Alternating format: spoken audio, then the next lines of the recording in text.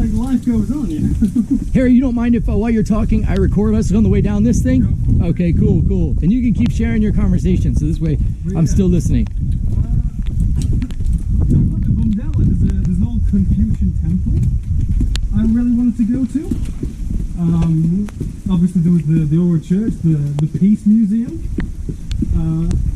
Because I went to the Peace Museum in Hiroshima, and I mean it is a really place given the nature of the topic.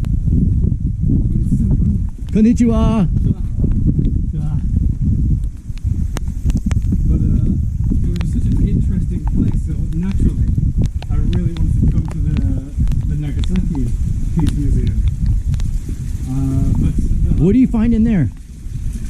So there are a bunch of things like there were pictures that people had drawn of the event, and of course of the aftermath. There were photos taken. There were like relics from the time, so like clothes and bits of armor, and even just like trinkets. Like there was like a hip flask sort of thing that people had. And there's, so you know how when the bomb went off, it kind of froze people over. Like the people who got hit by the blast were like immediately disintegrated, right? So there's bits of stone in the museums that have the silhouettes of those people, because those people shielded the wall from the explosion. So the blast vaporized the top layer of the stone, but it didn't vaporize it where those people were. So you have these almost like nightmarish silhouettes on the wall. I mean, it's a horrific thing to think about, but it's such a fascinating sort of phenomenon to witness. So that was all really cool. So I was kind of hoping to see what was in this one. But, well, it'll be next time. Do you know much about sort of the history of Japan? I'm learning about it. While I was here, I was able to get an opportunity to view a documentary up in the Tokyo Tower, which really laid it down for me. To allow me to understand more of things that I had heard that I couldn't relate to another topic. You know, if you were hearing some of these words and some of the history without relating them to the topic of the situation of what took place, whether it was during the time of war or having to do with the nuclear bomb, I wasn't completely gripping the whole situation. But after seeing the documentary, this made a big difference. I wasn't in Tokyo for very long. I arrived there, I did my training for my company, and then I then jumped over to Fukuoka.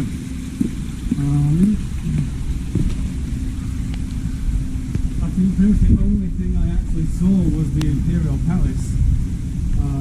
I love Japanese castles because they always come with these beautiful gardens. Did you have that in Nagasaki? Does Nagasaki have a castle? I'm actually not sure.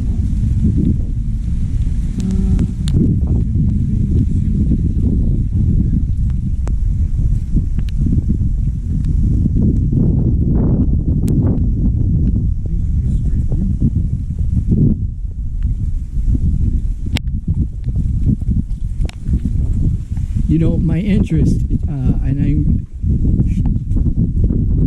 is the mechanical skills that the Japanese are using and having when it comes to their designing for engines and their construction. It blows me away. I am extremely interested because I have been involved with, you know, putting together engines that were things like Honda. Honda and Yamaha are two of my favorite engines.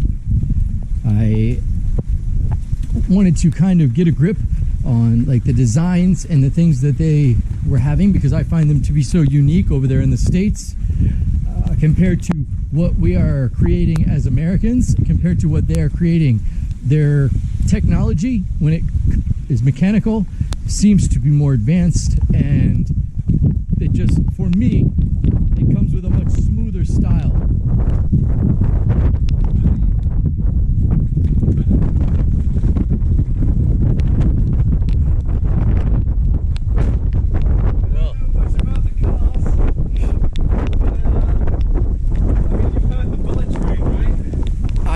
The opportunity to ride it here, the Shinkansen.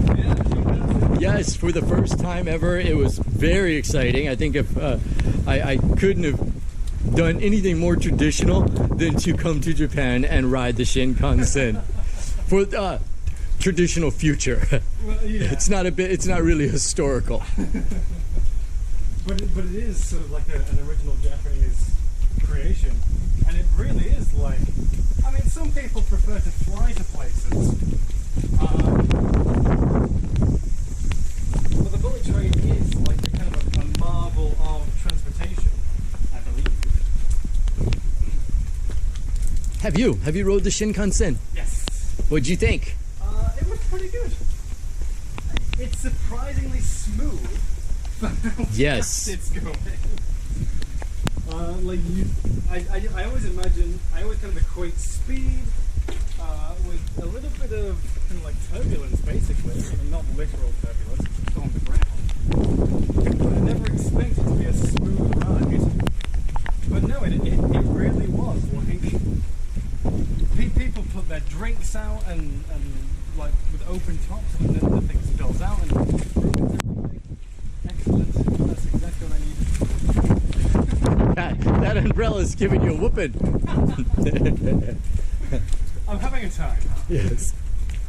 But yeah, it is quite it's quite convenient because the actual stations are laid out really well. And again, the transport itself is fast and fairly efficient. So yeah, it's always nice to ride. I actually didn't take one coming to Nagasaki though. Because at this point, I'm more, now that I've rode the Shinkansen a few times, now I'm more on the side of I should take the cheaper option. So I got a bus to come here. Yes, if I travel out of here, according to where the next place will be, because I was thinking of visiting the Philippines. Obviously, I believe that's by plane.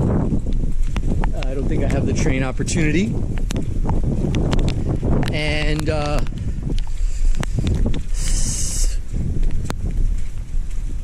well, it will depend on what takes place, because if I am unable to operate my phones and I am locked out of this certain things online, I will have to go back towards the States and get all that stuff unlocked, and then take my journey from there.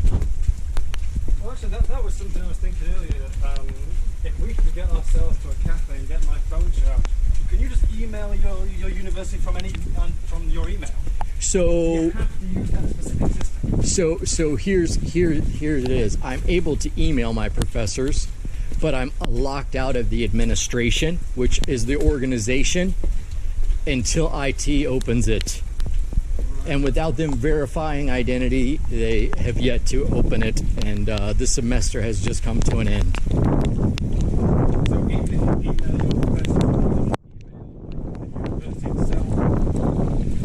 Have you been able to? So yes, I was able to email the professors, and they both, of course, are trying to understand the situation.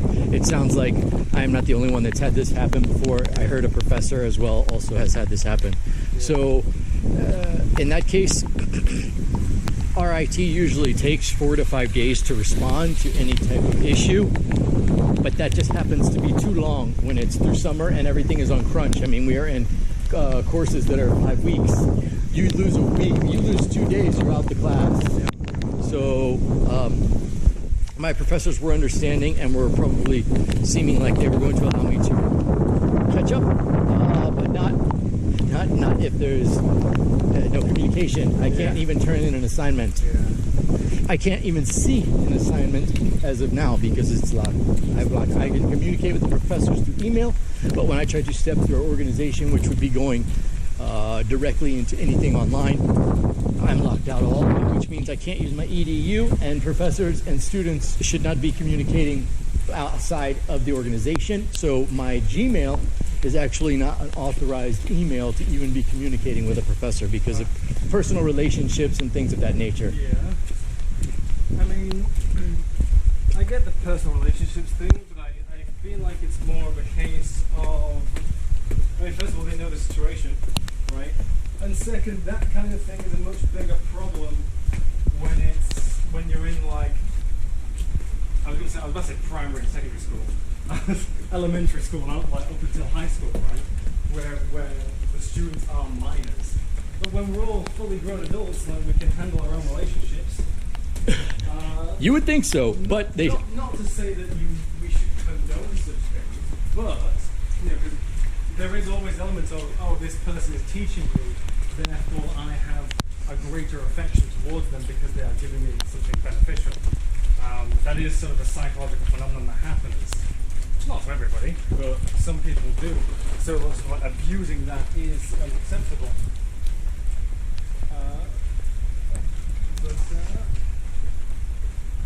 Looks like we're in the right area to find something in this location. Yeah. According to this, we're about 6 minutes away compared to the 20 minutes we were before. But yeah, you know, I think, and again, it's fully grown adults. I mean, come on. What's the... At the movies. It's the Japanese movies. I mean... Or it's a lot of restaurants. It's a lounge. Yeah, lounge. Yes. Different shops.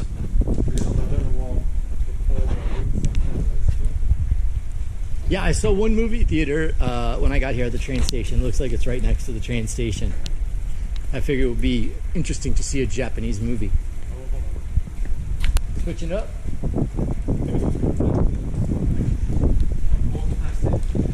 Look at this power pole. Look at all the cables. I mean, they look like there has many been cut and changed. The electrical, to be an electrician and have to go up there and step into that. Oh boy. I mean, it looks like, you know those pictures of like computer safety, where it's like your computer outlet should not look like this.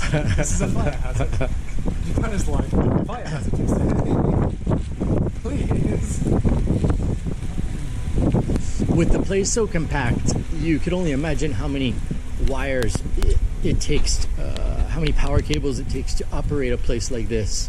Yeah. You know, especially trying to keep everything in a safe, non-fire hazard way, because after visiting a variety of countries, fire hazards don't exist in some countries. They will run the wire however they get it. I was in Costa Rica sitting in a little restaurant. The wire went from a covered wire to a bare wire where they twisty tied a hanger to this wire so that they could have the light come on for like a sign or a light. So for like 5 or 6 feet was just raw wire. Jesus Christ, okay. Electrocution, what's that? Yeah.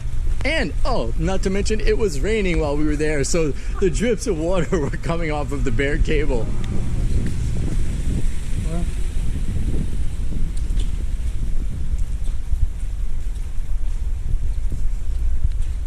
you know, I look around and I'm like, I see all these places, and I'm not much of a nightlife person. So I actually haven't been to many places like this at all. But I imagine, well, I've been to a couple when I was in Tokyo, for like the week. But they're so active and lively at night. Have you been around much? Because I know you've been. Because you've been here for what, just 2 days? Close in Nagasaki. Oh, in Nagasaki. I just got to Nagasaki recently, but I was in Tokyo for just under 2 weeks. Oh, okay. And you know, while I was there, once I found out I was locked out of the administration, everything that I had intended to do changed, because I came here to be a student while trying to speak with the university. I mean, that's been my plan all along for 4 years, so I wouldn't change it up. So when I got here and found out I was locked out of the organization, and then I found out, okay, well, I will publish. I have a book, an art book that I'm in the process of finishing, which just has my drawings. It teaches art on how to draw. So I am in the process of finishing this book. I was like, I will just work with KDP, Amazon. But without my two-factor authentication and my phone working, it won't let me in there. So I am locked out of doing my own personal stuff, and I'm locked out of the organization. So I was like, okay, next step. I decided to continue video production, which I share online YouTube. Well, everything seemed to be working. I put my password. I thought I was good. It allowed me to upload and put the keywords. Right when I went to publish, we need to verify it's you. And I got locked out of that. So I am locked out of all three ways. One, learning, and the other two are ways that I create financial income. So I became a Google review upstanding citizen. I decided to go and take a lot of pictures and just put as much stuff as I could on Google reviews, because at least it will let me still use my Gmail that's open, which is the same. This is strange. It's the same Gmail that's for YouTube,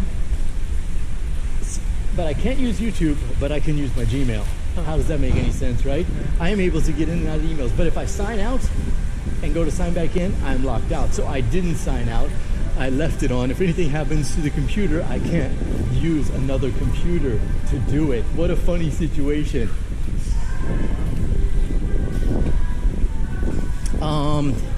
And that was pretty much it. I was able to get Wi-Fi calling on my phone, but I don't use that phone for my business accounts, because if I share my phone number with other people and then they are hackers and they try to hack the system, I am sharing my security phone number to get in and out of how I create funds, which wouldn't make much sense. It's like, here, let me give you the code to my safe. Go ahead, if you get my email and you figure out how to get into it, next thing you know, you have everything. So I had to buy a second phone number. This is where some of the stuff I was speaking of earlier when it comes to the cost, because you will pay first. So if you have these tools already, wonderful. Or if you're in a secure situation where you have a place where you can store certain things, then it's a great opportunity. But if you are paying to do everything up front, it will definitely cost a fair amount between computers, hard drives, security of the safety, the monthly payments of where you're storing your information, whether it be on telecommunication or a hard drive or in the cloud. So with these things, it can become extremely expensive. I think my amounts are way further than what I have been receiving. This is the place, right? This is the